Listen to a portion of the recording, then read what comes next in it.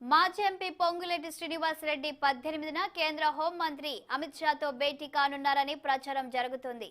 అమిత్ షాతో భేటీ తర్వాత పొంగులేటి తన నిర్ణయం ప్రకటించే అవకాశాలున్నాయి.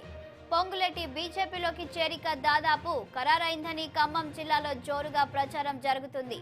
ఇక ఇదే అంశంపై మా ఖమ్మం ప్రతినిధి అయ్యప్ప మరింత సమాచారం అందిస్తారు. అయ్యప్ప చెప్పండి. యామిని ఖమ్మం జిల్లాకు చెందినటువంటి బీఆర్ఎస్ అసంతృప్తి నేత పొంగిరెడ్డి శ్రీనివాస్ రెడ్డి పార్టీ మారబోతున్నారని గతంలో వార్తలు వినిపిస్తూనే ఉన్నాయి. అయితే ఈ నేపథ్యంలో ఈ నెల 18న అమిత్ షాతో మాజీ ఎంపీ పొంగులేటి శ్రీనివాస్ భేటీ కానున్నారు. అమిత్ షాతో భేటీ తర్వాత పొంగులేటి కీలక నిర్ణయం తీసుకున్నారని కూడా జోరుగా ప్రచారం జరుగుతుంది. అయితే ఈ నెలలో పూర్తిగా అమిత్ షాతో భేటీ కానున్నారని అయితే ప్రచారం వాస్తవాన్ని తెలుస్తుంది. అయితే అనుచరులు కూడా ఇప్పుడు సిద్ధం చేస్తున్నట్టు ఆ పొంగులేటి తెలుస్తుంది. ఈ నేపథ్యంలోనే పొంగులేటి బీజేపీలో చేరిక దాదాపు ఖరారు అని కూడా అనుచరులు చెబుతున్నారు. రేపటి నుంచి నియోజకవర్గంలో అనుచరులతోటి భేటీ కానున్నారు.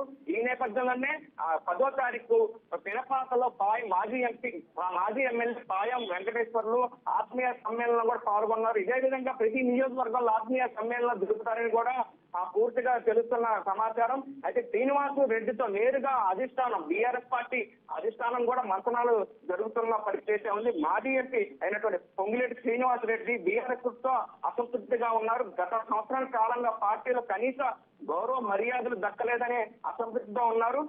గత కొద్ది రోజుల క్రితం నూతన సంవత్సరం సందర్భంగా ఖమ్మంలో ఆయన నివాసంలో ఏర్పాటు చేసినటువంటి పార్టీలో తన మనసులో మాటను చెప్పారు. గత 3 సంవత్సరాలుగా బీఆర్ఎస్ పార్టీలో ఎలాంటి గౌరవం దక్కుతుందో మీ అందరికీ తెలుసు.